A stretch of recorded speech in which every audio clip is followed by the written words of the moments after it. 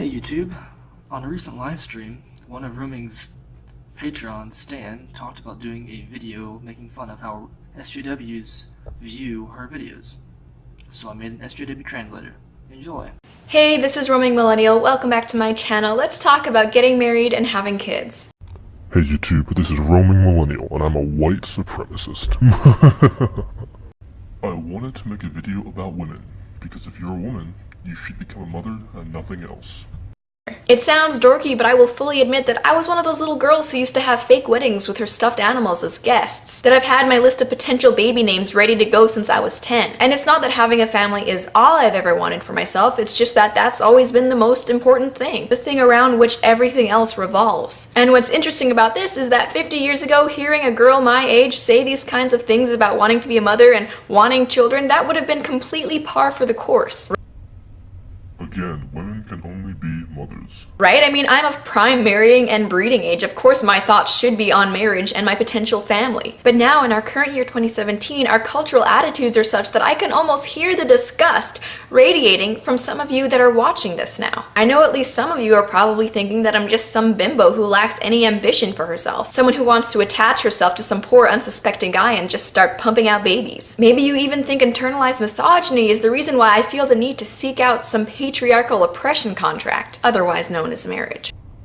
All women get married, have kids, and just live off your husbands.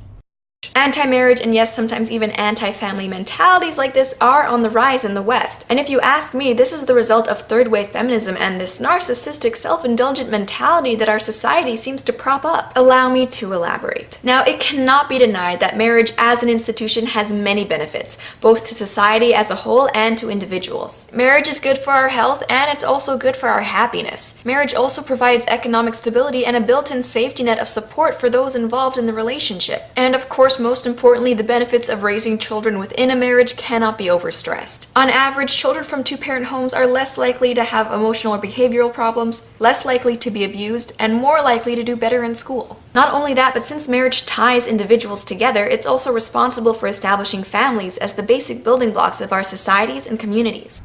If you don't agree with and follow this lifestyle, I'm automatically better than you.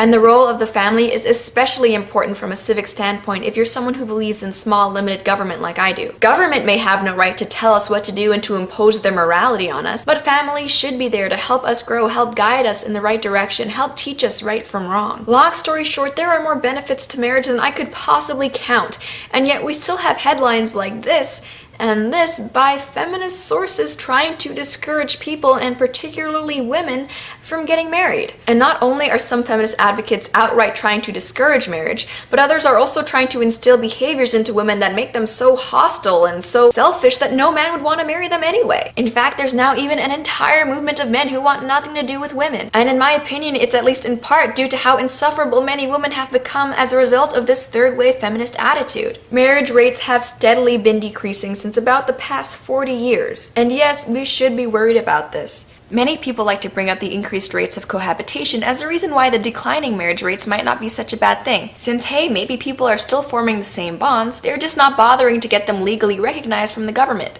But in response to this, I've got to say that even though in many cases cohabitation does lead to marriage, especially if you're educated and if you're white, cohabitation is by no means a replacement for marriage. It has been found consistently in studies that, quote, cohabiting relationships which precede marriage are characteristically unstable, while cohabiting relationships which do not move into marriage are characterized not only by high levels of instability, but also especially low levels of relationship interaction and happiness. Specifically, cohabiting couples have a separation rate 5 times that of married couples. Cohabiting couples are also more likely to experience infidelity, and they tend to have more fighting and violence than their married counterparts. Now remember to disregard all the facts I've shown you and realize I'm still just better than you are. Sadly, much of third-wave feminism has become about entitlement and asking what the world can do for you, how you can benefit from different policies, and how you can get an artificial leg up over men, or straight people, or white people, or whatever. It seems that all many feminists try to do these days is figure out how to do the minimum amount of work for the maximum amount of return. Obviously, all of those things go directly against what marriage is supposed to be about, so unfortunately, it kind of makes sense that feminists would try to fight against it. While feminism teaches selfishness, marriage teaches selflessness. Feminism is always always telling women how we shouldn't be ashamed of putting ourselves first, but in a marriage you become part of a team. And while feminism might try to tell us that hard work is no excuse for some good old imaginary gender oppression, marriage tells us that anything worth doing requires effort and commitment. And I'm not saying we should be forcibly pairing off high school students as soon as they graduate, forcing people to get married when they don't want to, but as a collective we all need to readily acknowledge that yes, marriage does have its benefits. It is what's good for society. With this video, I'm not trying to comment or pass judgment on how individuals choose to live their lives. I'm trying to point out how our overall societal attitudes toward marriage are changing for the worse and are changing due to selfish motivations. Get married as soon as possible or you're just a bad human. And really quick, I would also like to mention how kids fit into all of this. People are having fewer and fewer children in the West, especially white Americans. Women are actively being discouraged from becoming mothers, and the benefits of fathers are being downplayed or dismissed entirely. Children require a lot of work, and they are a huge responsibility. So of course, if someone isn't willing to make that kind of commitment to one other person, why would they be willing to do so for 2 other people, or 3 or 4? And what's so frustrating about this is that the West's low birth rate is perhaps the most obvious sign of our cultural decline. We're no longer willing to perform one of our most basic biological functions, reproduction, because we're selfish and because children cost a lot of money, because we don't care about passing our legacy, our culture, down throughout the generations. Forming families is something that humans have done throughout our entire existence, throughout all of our evolutionary journey. But we're at a point now where these most primal and beneficial practices are being criticized and are being sidelined. If I could borrow some buzzwords from the SJW community, we need to normalize and legitimize families again. We need to bring the conversation about the merits of family values back into our public discourse. And we also need to tell young people, especially young college-aged people or people who are just entering the work market, that no,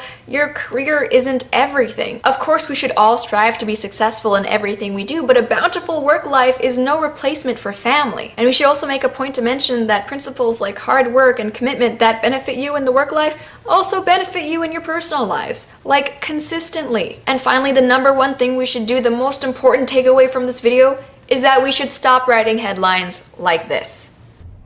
Finally, I am an insert phobia here, white, privileged, and patriarchal person. Follow my guidelines and you'll be fine. If you don't do this, everyone will hate you.